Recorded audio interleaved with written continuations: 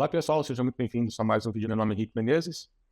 Vou apresentar esse paper sobre análise de falha, onde ocorreu uma falha no arame de amortecimento da outra fileira de uma turbina de condensação. Antes de iniciar o vídeo, gostaria de convidar você, caso você ou sua empresa esteja enfrentando algum problema de algum componente de uma turbina a vapor, entre em contato com a Tripvap para que possamos ajudá-lo.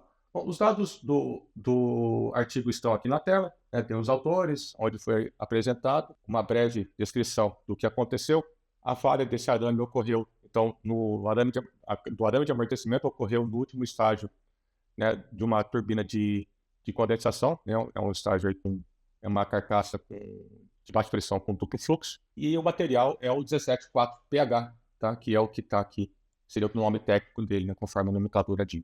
A falha ocorreu após 7 anos de operação, porém não foi contínuo, né? Havia só 8.000 horas, o que equivale a um ano de operação, né, durante esses 7 anos. E aí foram realizados vários exames, ensaios, incluindo uma inspeção visual para identificar a causa raiz da falha, incluindo aí uma inspeção macroscópica, né, uma inspeção visual, análise da composição química, ensaio de dureza e um MET, uma microscopia por varredura eletrônica.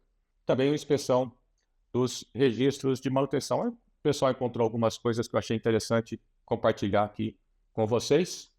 Vamos dar uma olhada agora nas condições em que a máquina opera. A tabela aqui já mostra. Essa turbina, ela recebe, antes de chegar na carcaça de baixa pressão, na saída do cilindro de média pressão, tem uma injeção de vapor superaquecido que vem da cadeira de recuperação.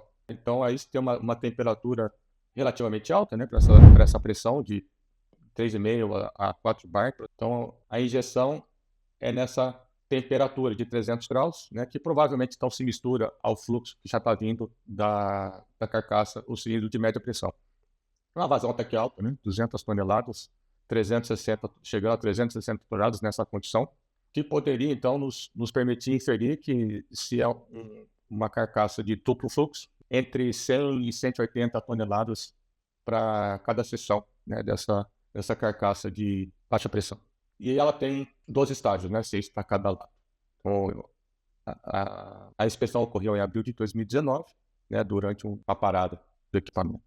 Tem mais alguns dados aqui, que eu separei para vocês. Foi constatada a ocorrência então da fratura do arame de amortecimento e também dano, né, no furo da palheta, né, por onde o arame passa, né, sugerindo que houve um contato entre os dois. O diâmetro do arame tem 13 milímetros. E agora vamos para os resultados dos ensaios realizados. Então, havia folga entre o arame de amortecimento e o furo da palheta, né, e essa folga permitiu que ocorresse um choque, né, entre os dois com a máquina em operação. O autor menciona que foi verificado que algumas palhetas haviam se deslocado, né, ou seja, existia uma folga ali na raiz da palheta com o encaixe na roda, permitindo o contato com o arame.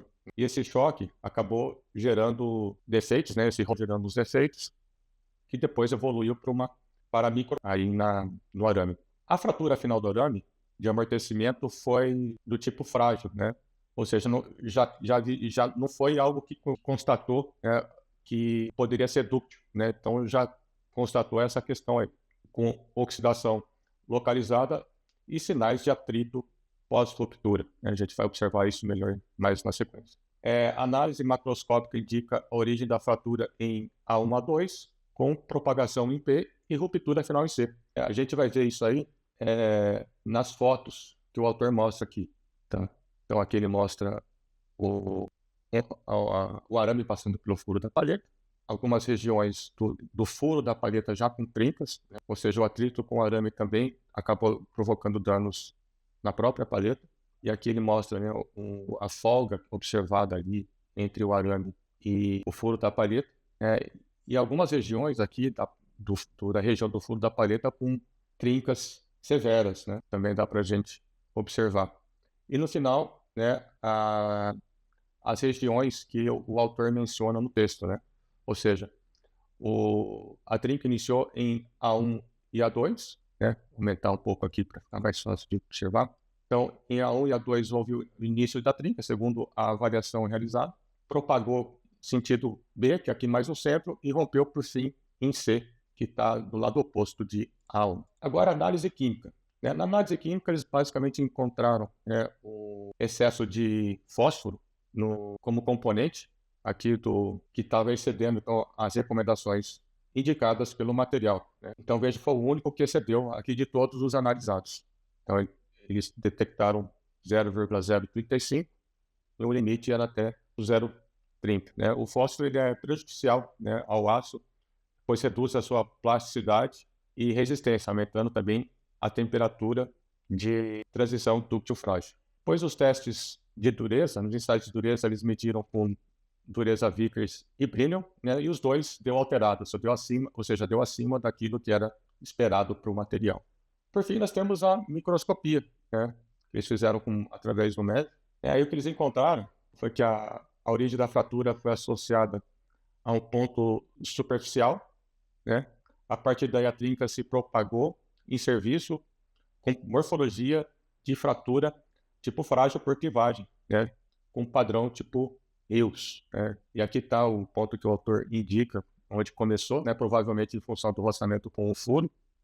Aqui ele também menciona a questão do roçamento, ou seja, conforme ela estava se rompendo ou se rompeu o arame, as partes se tocaram uma com a outra, provocando daí um alisamento da superfície. Aqui, vamos aumentar um pouco aqui, para ficar mais fácil de observar. Aqui a região de clivagem, e aqui também uma região onde teve uma retífica, em função do atrito. Também ele menciona então, umas porosidades no material original que ele acredita que tenham sido em função da própria fabricação do mesmo. Aqui mais fotos da microscopia, com a clivagem e tudo mais. E a conclusão, o deslocamento da raiz da palheta do último estágio do rotor de baixa pressão provocou a colisão da palheta com o arame e a causa direta da falha que aconteceu. O excesso de fósforo acabou também sendo um fator que influenciou, pois tornou o arame mais frágil do que deveria, não permitindo então que ele pudesse se deformar sem quebrar. E aquela porosidade que foi mencionada também acabou sendo um fator contribuinte. Bom, espero que vocês tenham gostado do vídeo. Continue acompanhando os conteúdos da Turbivap.